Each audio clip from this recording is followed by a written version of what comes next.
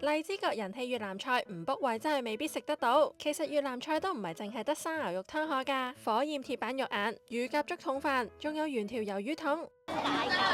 一於跟住我哋兩個去開箱越南菜啦！Hello，大家好，我哋係草根姊妹。咁我哋好耐冇拍 YouTube 啦，今次我哋去咗邊啊？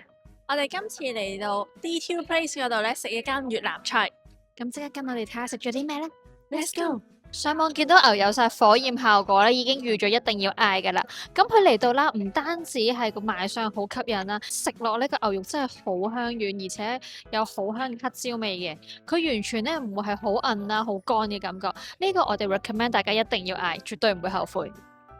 真係唔錯，食唔停口。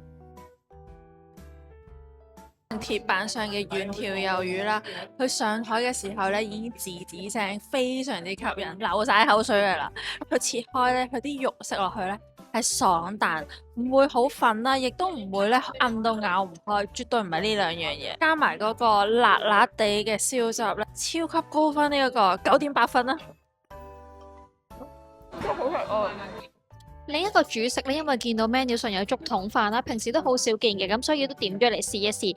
個竹筒飯上邊就鋪咗好多嘅洋葱同埋香茅，再淋上甜豉油咧，食落都幾香嘅。上面嘅主角咧就絕對係佢哋嘅鵪鶉啦，比話我哋覺得係真係比平時嘅乳鴿更加滑，但係個翼咧就相對係鞋口啲。咁但係整體上咧，成個飯都係幾有趣。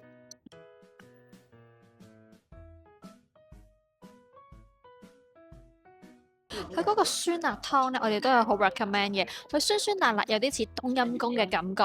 咁中間咧有3款海鮮啦，大蝦、蜆肉同埋個魷魚。呢3款海鮮咧都有驚喜，包括佢嗰個大蝦就好爽彈啦，然之後個魷魚圈同埋嗰個蜆肉咧都係有鮮味，而且一啲都唔會覺得佢好老。呢一個湯都 recommend 大家，好醒胃嘅飲完。本身咧，我超級中意食串燒，去到間間咧有串燒咧，我就一定會嗌嘅。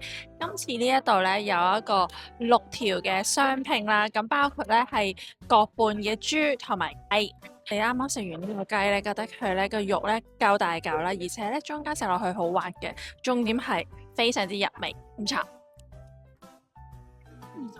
近睇咧，除咗見到表面咧燒到有啲焦香之外咧，係清楚係仲有啲香麻。所以佢都幾入味。食埋呢一個燒豬串燒之後呢，我自己個人口味嚟講，就中意食豬多啲嘅，因為佢除咗有佢原生呢個咖喱味之外呢，淋咗呢個沙爹之後呢，超級香口，中意食，而且佢呢非常之有潤。唔講咁多啦，食埋先。小食咧，我哋仲嗌咗個米紙卷嘅，咁中間就包咗軟殼蟹、牛油果同埋一啲米粉，食落去都幾清新。正正常常，軟殼蟹咧就做得唔錯嘅。甜品我哋嗌咗3個，咁第一個咧就係傳統嘅粵式糕點，對比起平時室溫或者係凍食嘅糕點唔同啦，呢一個係蒸過嚟嘅，佢比較煙韌啦，食落暖暖地咁，聞落好香嘅椰汁味。不過食落咧個椰汁嗰個存在感又唔係話好高喎，甜翻啲咧會更加好。但係佢好煙韌嘅口感咧，我哋都係中意嘅。好香椰汁味啊！個 tiramisu 咧係我覺得3個甜品裏面咧最好食，佢真係有好多嘅咖啡汁啦吸滿咗，然之後中間又有層好幼滑嘅咖啡忌廉，食落去個 texture 非常之好，糊完椰汁凍咧賣相就非常之可愛啦，兔仔又震騰騰咁樣，但我覺得佢嗰個椰汁味太弱，唔夠甜，咁佢嗰個奶凍個質感雖然係幼滑嘅，但係整體上咧個甜度爭啲咧，所以我覺得扣咗分。呢度嘅 smoothie 咧係可以嗌自選3款生果嘅，我就嗌咗紅桑梅、熱情果同埋香蕉。我中意咧，佢可以自己揀中意嘅口味。哇！咁快就食完今餐啦，你覺得點啊？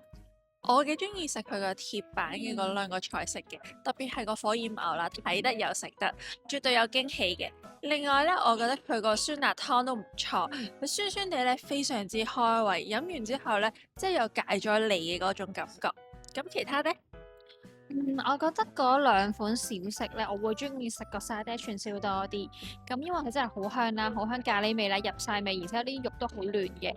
咁另外嗰、個米紙卷其實都 OK，咁甜品方面嗌咗3個啦，最出色一定係佢嘅 Tiramisu，值得推薦。咁不過佢嗰個好可愛嘅椰汁凍咧，我覺得個椰汁味就不足啦。唔知咁多款嘢食裏面，你又對邊款有興趣呢？留言記得話俾我哋知。睇完記得做齊 CLS 三部曲，like、comment 同埋 share，仲有記得訂閱馬嘅頻道。下次再見大家啦，拜拜。